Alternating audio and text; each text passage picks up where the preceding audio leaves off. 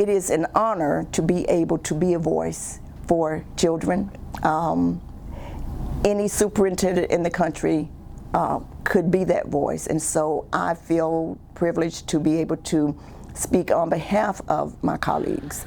I describe our school district as a transitioning school district. The demographic is shifting a bit, but we still enjoy strong community base. The community itself changes, and it has changed over the last 50 years, and every day it just keeps changing more and more.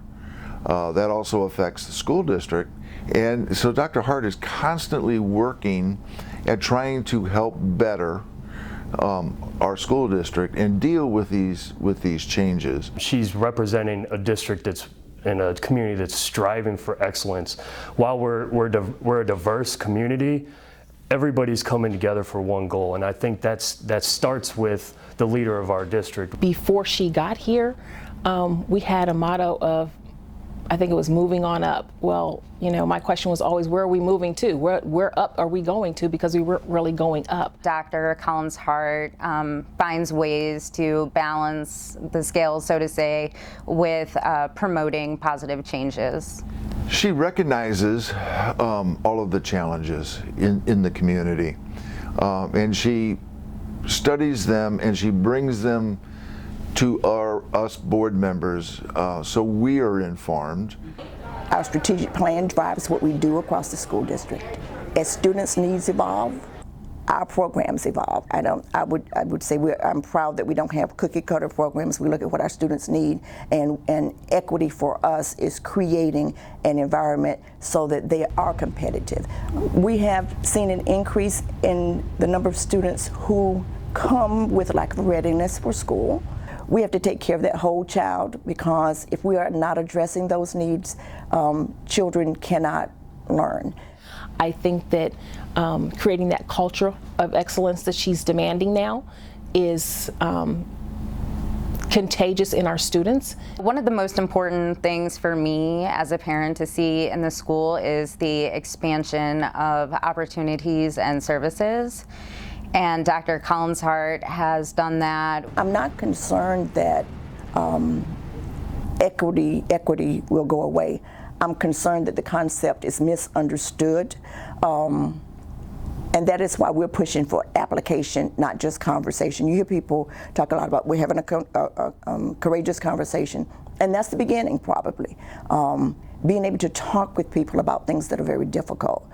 But equity, as it relates to looking at those young people and making an educated determination about how our school structures, how our system needs to change to respond to them, I don't think that is ever going to go away. I think educators are people who have good hearts.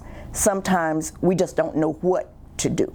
And so as we talk to individuals who are different than us, as we participate in more training, as we just explore opportunities.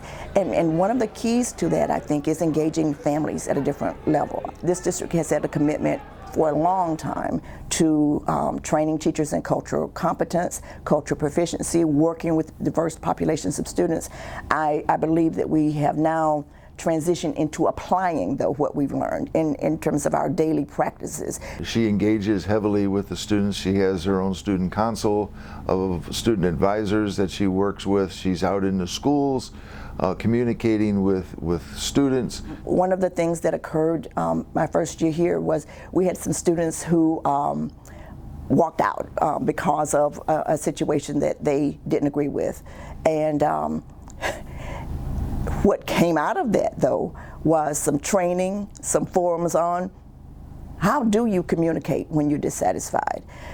So when Parkland happened, our students were on the front page because what they'd learned is how to organize, to be heard and be heard appropriately. A couple of my superintendent's advisory group, those are young people who meet with me and my leadership team monthly, high school students, and they're grades 9 through 12, and they're representative of each of the high schools, and they tell us what we need to know and how we need to do, but they also give us some advice, and we bounce ideas off them. She has worked relentlessly to do her best for the school district and accomplish the needs of students as well. So what kind of equipment do I need to do that? She asks opinions of teachers and students and different staff members, and she actually means it. You know, some people will say they're very democratic on their leadership style. However, I feel like some of them fake it. But with Dr. Collins-Hart, I really feel like she listens to concerns or issues that come up and actually acts on them, and we can see evidence of these being acted on. And I really feel like that is a very strong leadership style that she has, is having that democratic leadership style and acts upon that. It shows that she has the pulse of what's going on in the school and the district, and she's there visible. And I think that's a huge quality to have as far as a leader as a district or a leader of the community, is making sure that you're visible.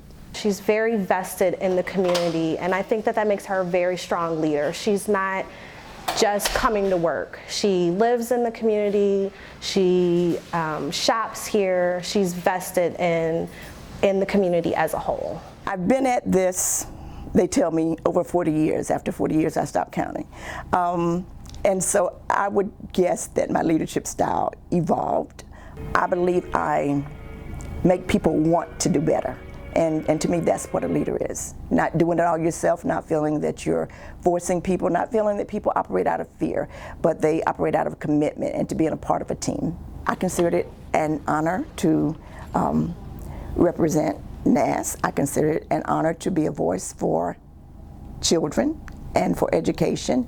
And I just thank you for this opportunity.